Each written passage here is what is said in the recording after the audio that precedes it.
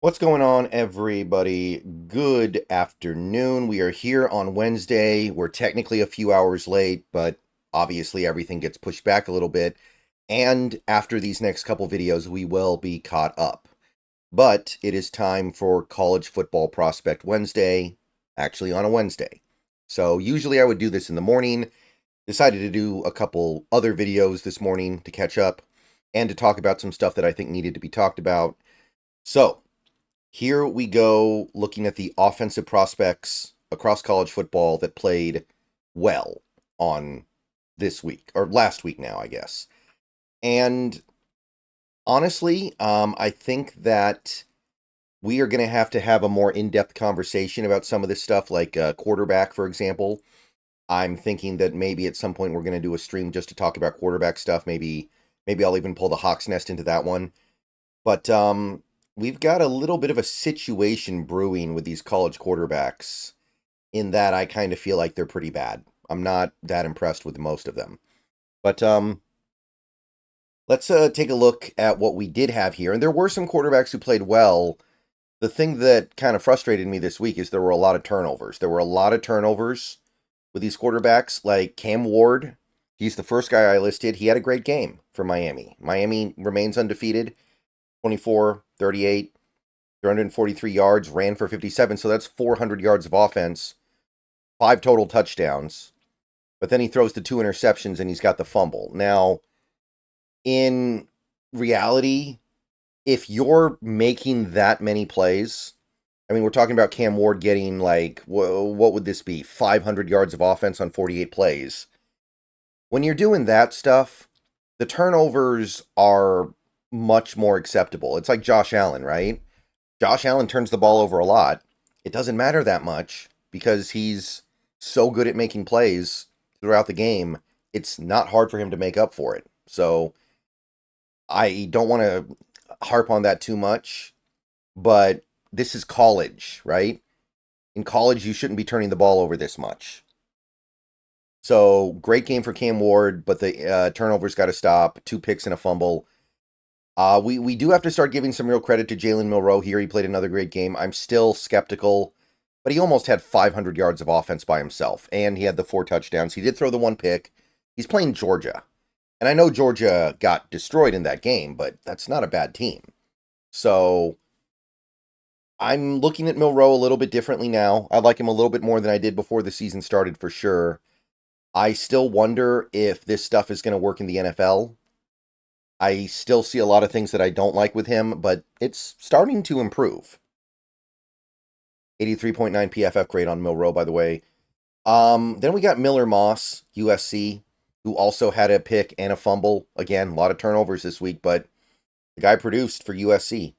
308 yards, ran for a touchdown, 77 PFF grade, USC putting up big points. So, Miller Moss might end up being like a mid-round option for somebody. Same with this next guy, Nussmeier. We've already talked about him a little bit this year. He had a couple picks, but he also had 409 yards, 2 touchdowns, ran for 2 touchdowns, 78.9. So he's putting up the numbers. I will say that LSU's offense is pretty loaded this year. They've got a great offensive line at LSU. They've got a really good receiver down there as well in Kyron Lacey, but Nussmeier is going to start getting draft attention. I imagine that he will be probably a day 3 pick, but I do believe he will be picked. Excuse me. My bad, guys. Sorry, comes out of nowhere. And I continue to have to acknowledge the excellence of Shedeur Sanders on the field, even if I have no interest in him. I think the off the field stuff, the attitude stuff has become so big that I can't even really consider it, but I'm not going to ignore it when he's putting up these numbers. 300 yards of offense, 3 touchdowns, completing 80% of his passes, 1 pick, 80.7 PFF. Like, you can't ignore it. I just don't want to touch that. Let some other team mess around with Shedeur. I'm not doing it. Okay, so that's quarterback stuff. Not my favorite week because of all the turnovers, but there were definitely some standout performances. Wide receiver, a lot of the usual suspects, honestly. Egbuka made the list again. 96 yards and a touchdown, 11 targets, 7 catches, 76.9. It was kind of frustrating again here this week too, though, because a lot of these guys had either a fumble or drops. I think Egbuka had 2 drops. So think about how good his day could have been if he had caught those passes. Trey Harris, 15 targets, 11 catches, 176 yards, and a touchdown. Remarkable for an Ole Miss team that struggled to put points on the board. He really tried to put them on his back, but he lost a fumble, right? Like, that one fumble drags it down significantly. I mean, we saw on Monday night how a wide receiver can lose a fumble, and that becomes such a big thing to overcome for him that it's hard to even notice the fact that he had a great game otherwise. Tez Johnson, another guy who's kind of become a regular on this list. Really like him. 11 catches, 121 yards, 2 touchdowns, 14 targets. I think he might have had 2 drops too, by the way. I think he did. So imagine what it could have been. So some stuff to work on, but Tez Johnson, nice. 66.1 PFF grade because of the drops, by the way. Kyron Lacey of LSU, big play threat for them. Recipient of a lot of these Nussmeier throws. 5 catches, 9 targets, 107 yards. So he's making hay on the catches that he does make. 71.4 PFF grade, so pretty good. And finally, we've got a Colorado guy up here. Will Shepard is generally considered to right now be the main threat in the draft for Colorado's wide receiver core. And he stood out this week. 4 catches, 4 targets, 99 yards, and a touchdown. Graded out well at PFF, almost an 80. So those would be the guys who stood out this week for me. McMillan's been quiet, it feels like, ever since that first game where he blew up. Defenses are not going to let him beat them. And you got to say it's working because Arizona's no powerhouse. So it was that easy. It was kind of not a good week for tight ends either. I wasn't happy with most of what I saw from the tight end crop. The one guy who put up big-time numbers this week was Fannin Jr. on Bowling Green. And it feels like he is such a... He is so much better than every other option on that Bowling Green offense. He's just going to print stats the rest of the year. So he is going to have some insane stat line when this is all said and done. Harold Fannin Jr., 12 catches, 12 targets, 192 yards, 2 touchdowns. Almost a perfect game for a tight end. 91.8 from PFF. He's a beast. And I'm not going to say he's the best tight end in this class. Of course, I don't think that. But he will have the prettiest stat line, I think. Bryson Nesbitt, I mean, this is how deep I had to scrape the bottom to come up with these players, right? Like, the other tight ends in this week are kind of like, yeah, whatever. 5 catches for 33 yards and a touchdown, but 11 targets. That's bad. 11 targets, 33 yards, do the math. That doesn't work. 61.6 PFF grade, but I had to put somebody here, right? Had to come up with some names. John Michael Gillenborg of Wyoming, he was pretty good. 4 catches, 70 yards, 5 targets. 67.2 for Wyoming. Doesn't stand out that well, but he was doing something out there. Even a guy like Colston Loveland was very kind of just whatever out there. Now, granted, these numbers are big in that Michigan offense where they don't really have a real quarterback.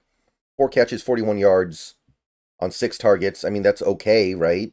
It stood out this week because the tight ends didn't really come to play. And again, give Loveland credit for producing with that quarterback. But it still doesn't really, like, stand out the way you would really want to. 82.2 PFF is nice, but eh. And then RJ Maryland, who stood out just because he caught 2 touchdowns. 3 catches, 30 yards, 4 targets. That's very whatever, but he found the end zone twice. So I like RJ Maryland for whatever it's worth. But it was not a great week for tight ends overall.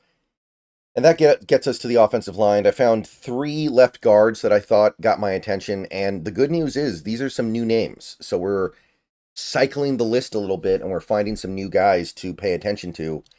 First guy, and this guy I think has played really well so far this year. This maybe wasn't even his best game, but he's really starting to get onto the radar now. Joe Brunner of Wisconsin. This particular week, 1 pressure allowed, 106 rushing yards by Wisconsin, 4.2 yards a carry. It's okay. But 66.4 PFF grade, and he's played well overall this year, and he's playing left guard, and he's got a left guard build. So I think he can play left guard in the NFL. Jager Burton, or Jaeger Burton, I'm not sure how you pronounce that, of Kentucky. Another guy. Really, really good pass protection this week. His run blocking grade killed his overall grade, but he's also starting to make headway as a legitimate left guard prospect.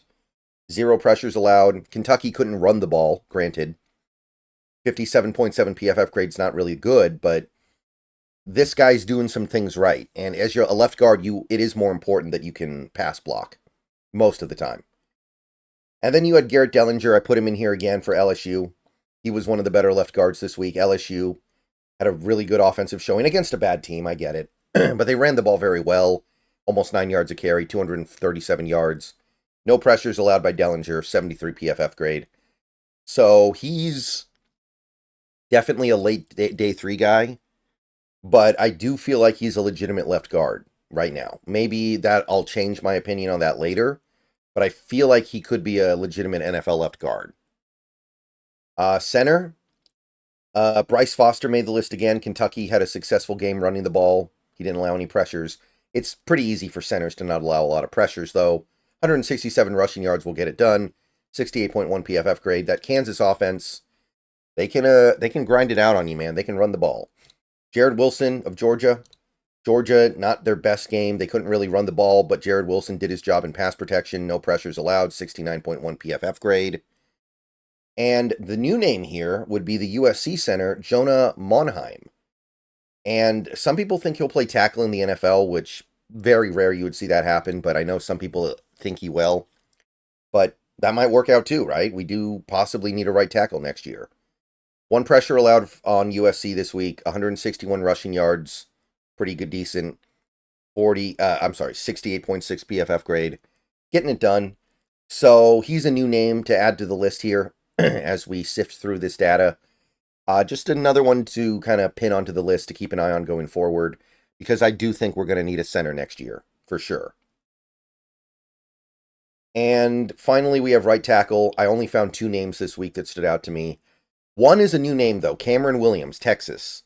That whole Texas offensive line is pretty formidable, but obviously Cameron Williams is not necessarily the one who gets a lot of attention, but he's having a good season. He had a good game. He did have 2 penalties, and that's the one thing with Cameron Williams. He's a penalty magnet. He has like 7 so far this year, but he's playing pretty well. Didn't allow any pressures in this last game for Texas. 197 rushing yards, 6.4 yards a carry, so almost 200 yards rushing, 68 PFF grade. So Cameron Williams, he's actually playing right tackle. So there is a scenario where he ends up sliding into guard at the NFL level. But again, that doesn't mean he's not worth paying attention to. And then a Johnny Cornelius of Oregon, who I've talked about before already, did allow a couple pressures. Oregon ran the ball decently, 153 yards. PFF thought he played phenomenally, though. Usually you will not see a grade this high, 87.7, for a player who allows multiple pressures in a game. Very rare. So that's it for the offense. We're going to come back and do a second video in a couple hours with the defense. Hope to see you guys there. Let me know what you guys think. For me, it was not a great week. The main thing that excites me with this stuff, we got some new offensive linemen to talk about. I didn't love what I saw from the skill position players, but I'm happy we have some new offensive linemen. All right, see you guys later. Go Hawks. Let me know what you think down below.